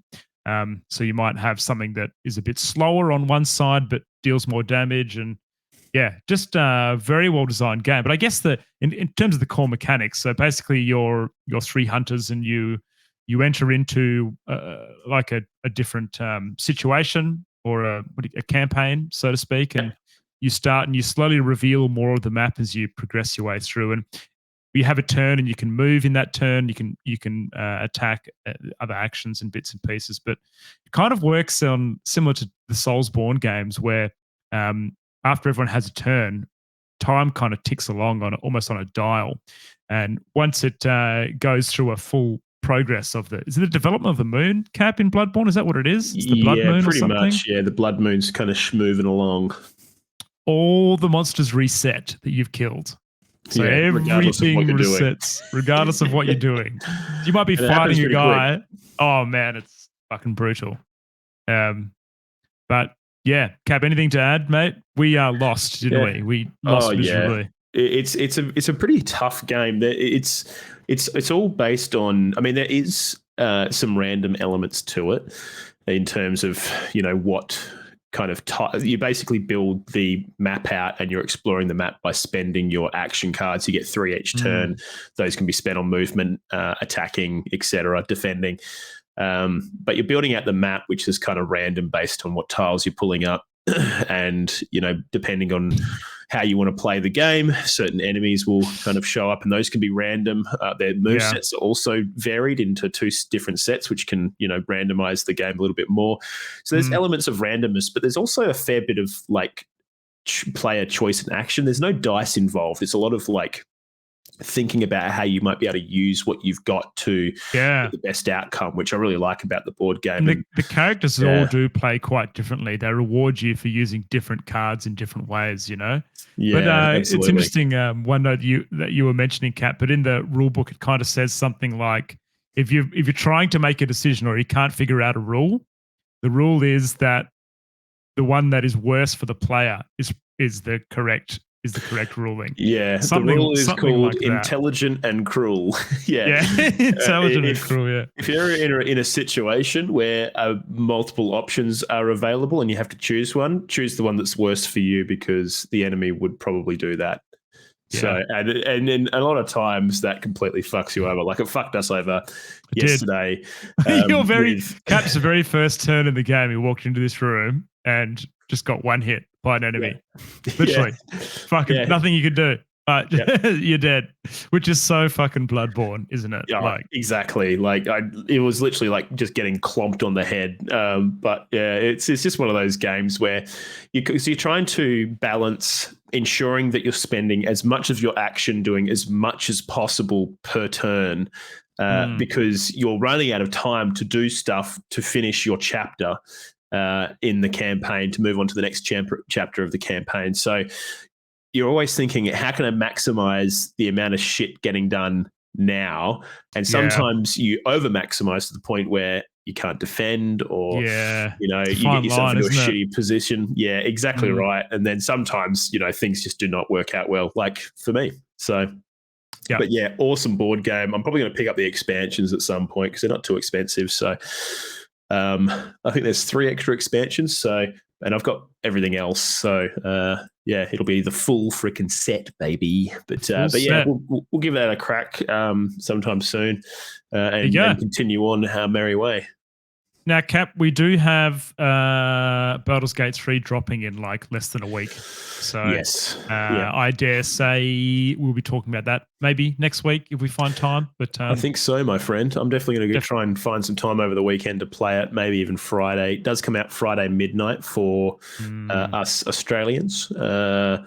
But yeah, so we'll see. Ted's sick at the moment, so we'll see how long that goes for, and sprinkle in some gaming here and there where we can. So yeah, but I mean, I didn't do an awful lot of gaming outside of that board game, but I have been. I don't know. I played a little bit of Dota, but ever since I finished Final Fantasy 16, kind of haven't really felt like playing an awful lot because I have just been holding out for Baldur's Gate, and nothing's really scratching my gaming itch at the moment. So one thing I have been doing is I've actually been watching a full playthrough of Divinity 2: Original Sin, because I'm never going to play it. Okay. In all honesty. Does it include all the side stories and shit, Cap? Or no, it's mostly main quest line stuff. And in all honesty, I just went.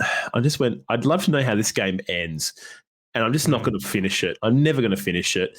I'm just not going to find time anytime soon. So I went, I'm just going to watch someone play it on YouTube, and I've been watching this bloke play it through, and it's been solid fun just watching how to go about getting certain things. And this person's really knowledgeable about the different branching pathways and what you can and can't do. And yeah, that's cool. Yeah. So it's been fun watching through that, and the story's really great. Been really enjoying listening to that, and it's all narrated as well, and the voice acting work is fantastic in that game. Absolutely, but even just the general gameplay and how the I don't know, just literally the environmental constraints of combat. I just love how you can do certain things to turn the odds in your favor just by dropping a certain oil cask or something, and or completely fuck yourself by accident by doing something you didn't mean to do. It can go both ways, can't it? Which is great. I just love it so much. So but they have said that they want to work on Divinity 3. So that'll be obviously after Baldur's Gate and sometime after that. But at least now I've kind of gotten through the storyline of Divinity 2 and I know what's going on, so I can kind of enjoy 3 on a different level as well. So when that inevitably comes out, but yeah, it's kind of been scratching my itch for not being able to play Baldur's Gate 2 for the meantime. So yeah. There you go. Very nice, mate. That was me. But anyways, moving along, Grizz, it's time for our favourite part. Brought to you by the old rapid fire news, my friend. Brought to you by DJ Francesco, our wonderful Patreon. A patron of the OGR sponsor. Show. Sponsor numero uno. But yeah, anyways, let's jump straight into it, Grizz. CD Projekt Red are going to be laying off 100 staff. Pretty brutal. A lot of people, they basically just said, look, like, we haven't really got things for these people to move on to. It seems like a lot of it's going to be hangovers from dedicated teams to things like Gwent and stuff like that. But I mean, in all honesty, they were pretty good about it. They've kind of given these people a lot of time to know what's happening. It hasn't been kind of like you're at the door tomorrow kind of thing, which does happen at some companies. Like, you literally get told the day of and you're on your bum. Generally with a redundancy payout, these guys are going to be doing a nice redundancy payout to their staff as well. But so, Cap, does this reflect on the studio doing poorly? Obviously, is that what we're looking at here? I don't know.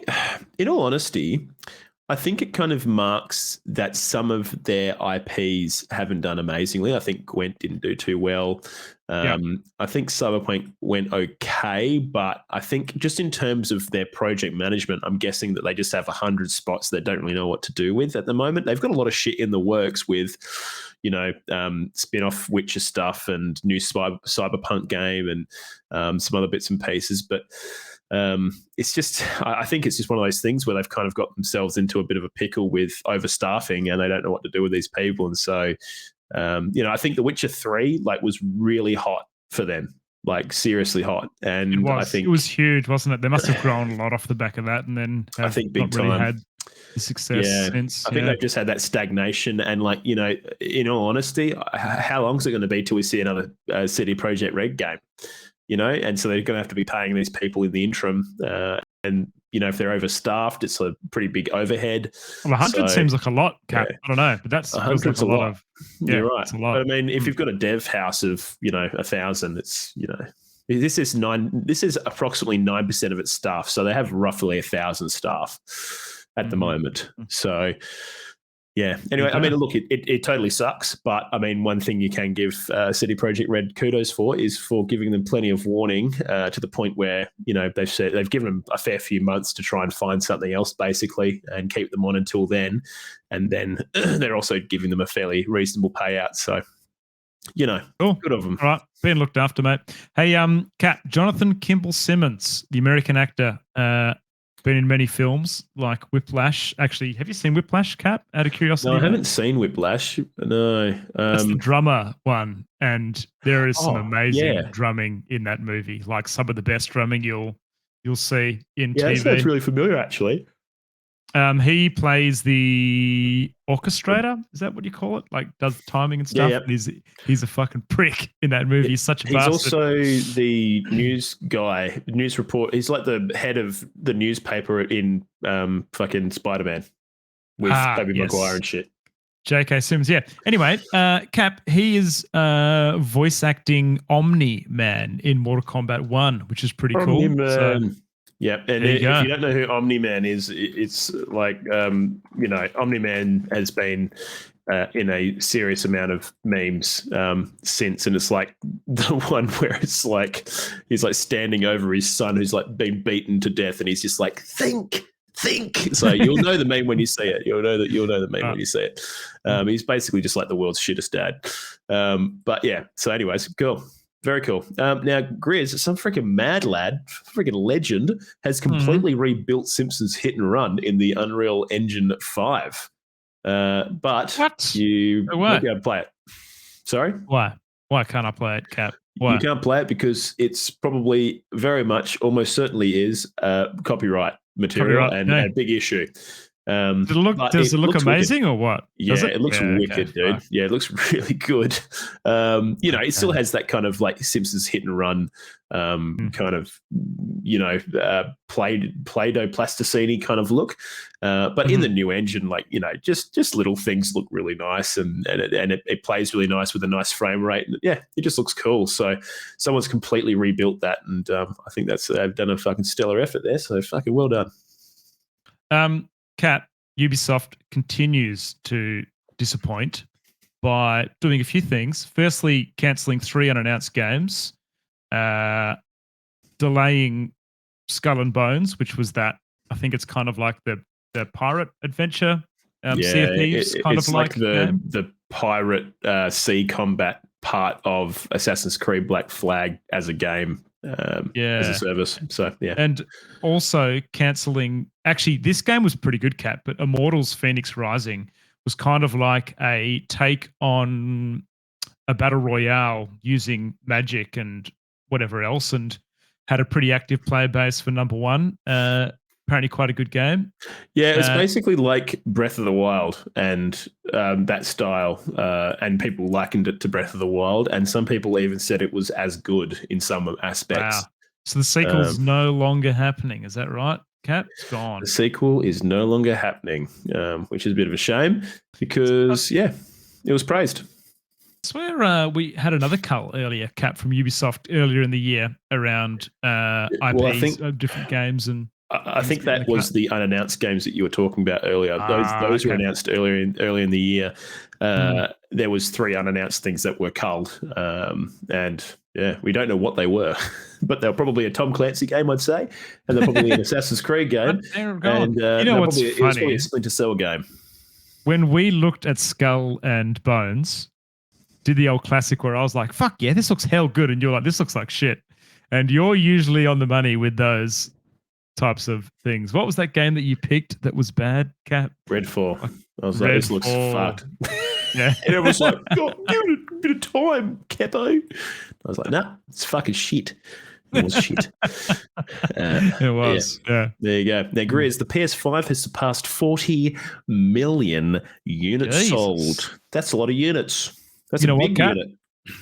I reckon it could have happened a lot sooner. They had stock. Yeah, true. Fuck, you couldn't buy one for like the first 2 years of release, mate.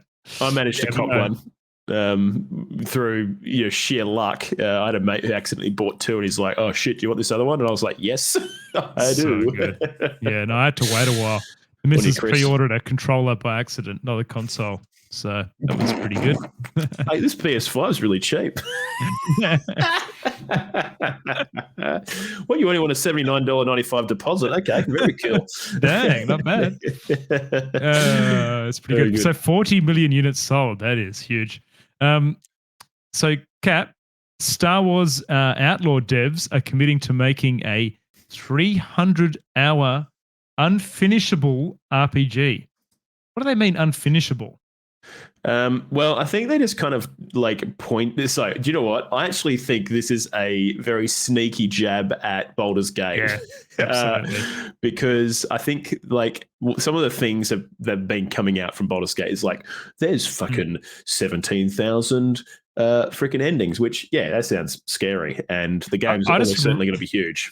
I think I just read that wrong. Star Wars Outlaws Devs promise it won't be a 300-hour epic unfinished RPG. Okay, so they're saying it's not going to be the Assassin's Creed Valhalla RPG bloat game. Fantastic. Yeah. And I think they're pointing fingers at Starfield as well, because I think Starfield's going to be kind of fairly bloated in terms of side quests and everything else. But now we covered this last week, Cap. This was the one where they designed every planet to have its. There was no procedurally generated solar systems or planets. Yeah, again, so probably another little cheeky jab at Starfield. You know what, We've man? got thousands of planets, and they were made by an AI in about 2 seconds. I prefer to hear it that way, honestly. Yeah, I think. I mean, think about some of the best gaming experiences you've had, and tell me about how all of them are Dark Souls, and how all of those levels are handcrafted. So, I mean, look, there's something to be said about, procedurally generated and, how that can help a game. But I don't know, certain elements of game design, when it comes down to like placement and environmental storytelling and stuff like that, you just can't do without, lovingly crafting a world. So I don't know. I think, smart move, Ubisoft, especially in a economic climate where you're not doing too fucking well. So, yeah, absolutely, mate. Agree. Yeah. All right. Now, we did touch on this earlier, Grizz, so I'm going to do this one and the next one. But Larian intends to make Divinity 3, but not until they've had a well-earned break. So you can expect Baldur's Gate 2 and then Divinity 3 after a little bit of a break and down the track. So there you go. Now, also, Ratchet & Clank A Rift Apart is now available on Steam at Grizzly Gaming. And it's also Steam Deck verified, which is very radical. Wowzers. Crazy. Kazi's favourite game, mate, that one. Ready to play on Steam Deck. Hell yeah. Ready to play on Steam Deck. Cap, Sea of Stars, which was that beautiful looking RPG that was heavily inspired by Chrono Trigger in terms of kind of feel and look and audio goodness. So we now know Sea of Stars will be available day one as a PlayStation Plus catalog game, and we are getting it August 29th, so a month away. Pretty exciting. Dude, I am honestly so excited for this game. I've been following it since it was on Kickstarter, and oh man, just the prospect of another Chrono Trigger-like RPG very much gets me excited. So big. It just looks like they've done such a good job of it too. It's crazy what we're seeing now, Cap. Like, I feel like indie games that have a certain art style that are done well just have such a chance to be successful. You don't need to have these, ray tracing, AAA graphics to sell a video game anymore, mate. Sometimes people like the old nostalgia, retro. Yeah, but it's just such a different playing field, don't you think, Grizz? Like, you've got these corporate buzzwords, like the equivalent of corporate buzzwords for a lot of AAA titles with ray tracing and all that other bullshit. And yeah, don't get me wrong, looks great. But when you release your game day one and it's fucked and it needs a fucking 50 gig patch because it doesn't work properly and then it takes 2 years to fix the game versus these awesome indie game experiences that come out and are just fucking bangers from day dot. Makes you wonder. Yeah, anyways, Grizz.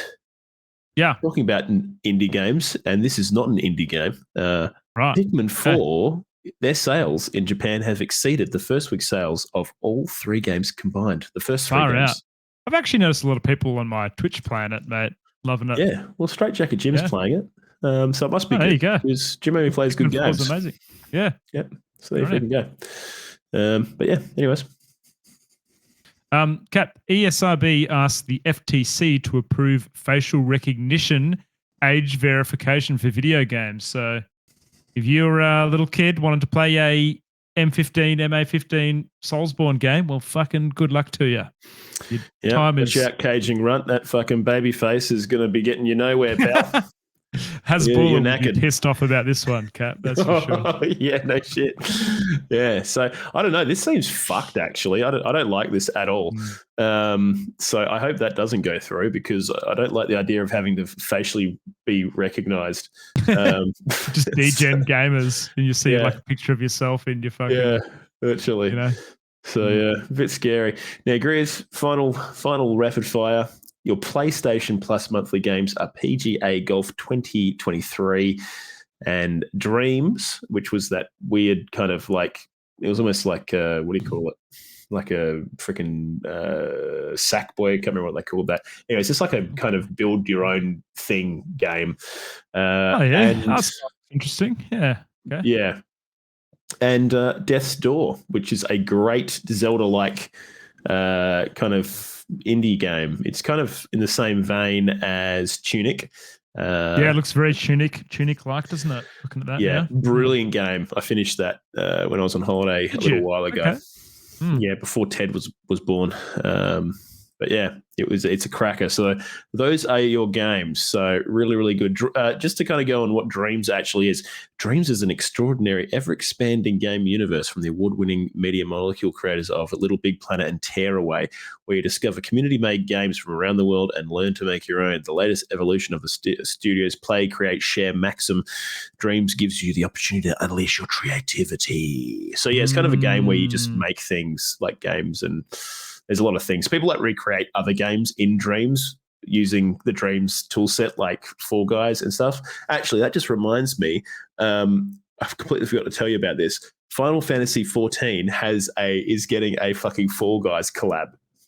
Yeah, I read that in the thing. That's fucking weird, dude. That's weird, like, don't you think, dude? I feel like that is missed the mark big time. I don't know. I can understand working with someone like Fortnite, but I feel like Fall Guys is a bit behind. So what it is Final Fantasy 14 has a mini game, Fall Guys mini game, and then Fall Guys has some cosmetics tied to Final Fantasy, where they play as the Warriors of Light or some shit. Which I don't know. Do people actually still play Fall Guys? Anyone in chat playing Fall Guys? I don't know.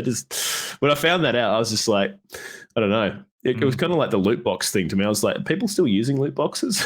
It's probably definitely fallen off a bit, I'd say. Yeah. So, anyways, but Grizz, that is the podcast. And that's it from us for tonight. And whatever time you're listening, that's it. But just want to thank you for tuning in, whether it be live via twitch.tv/Oceanic Gaming Radio, or whether you're listening to this in your own time via Spotify, podcasts, etc. Cheers. We appreciate you big time.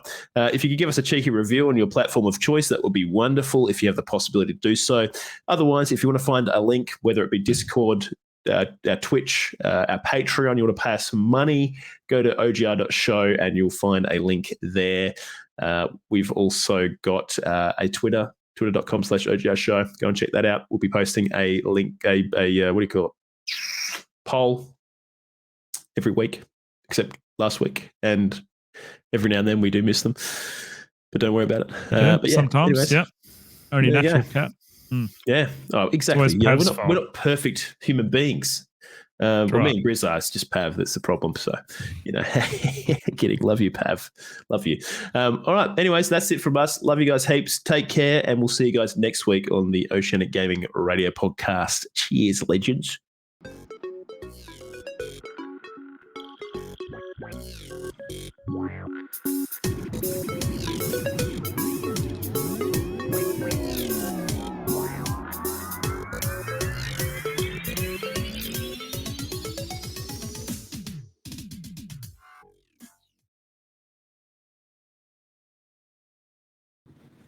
Well done. Did it. We did Good it. Show. I don't know how you do it, but 1 hour 40 on the fucking dot. No. I tell you, we've got it fucking dialed in. I told you, Pav. Pav that was giving us shit in the fucking Facebook chat today. Being like, looks like a big show, boys. It's a fucking pretty big run sheet, fellas. Fucking watch me, pal.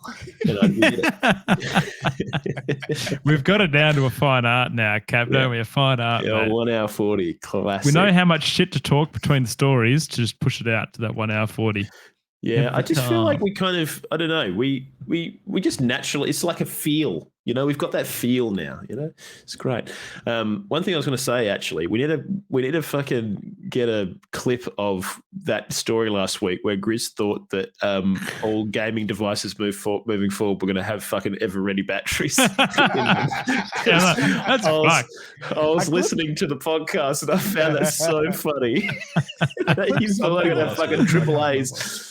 Oh man, so funny. Honestly, yeah, it's hilarious. going back, boys. We don't want to do that. Imagine the fucking environment concerns of doing that. It's just no good. Yeah, but anyway, we're gonna find that. Now, what are we gonna call this episode? What do you reckon? 66. Episode 66. We are calling episode 69 just nice. That's it, aren't we? I think surely. Surely. Nice. I've got a custom episode art for it. Oh, do you? Well, I mean, I'm sure I'm yeah, you did show us. Wait, yeah, you did too. Is it Pav Bum? Is it Pav Bum art? Or No, Well, was you've seen it. You know what it is. I reckon we won't talk about it Until it's shown. Everyone can check it I out. have no when it idea what you goes guys live. are talking about, but okay. I'm sure seen it. I'll remember. You've seen it. I've seen You've it. I've seen it. Okay. How about? Well, because we literally, do you know what? Every single fucking thing we spoke about was an RPG today. Yeah, actually, that's true. What about? We could literally do something like this, like MO/C/A /B RPGs. I don't know. Something I've like had a that. big one. Something like that. I reckon would be fucking great. MMOCAMB. Look, That looks fucking confusing to me, Cap, and I got no idea what you're going for there, mate. You So, know? because we spoke about MMORPGs, we spoke about CRPGs, ARPGs, and then I just put B in there because I thought it was funny. RPGs. that's. See, I reckon it's too highbrow, Cap. I think you're the only person who's going to get that. I think. All right. Well, what are we doing then? Something about fun. That's your password. Wait, a don't great you- password. Cornbread is the Kazi, password. Kazi, mate. Fuck. Don't fucking tell me what the hell. I'm gonna go change all the passwords now.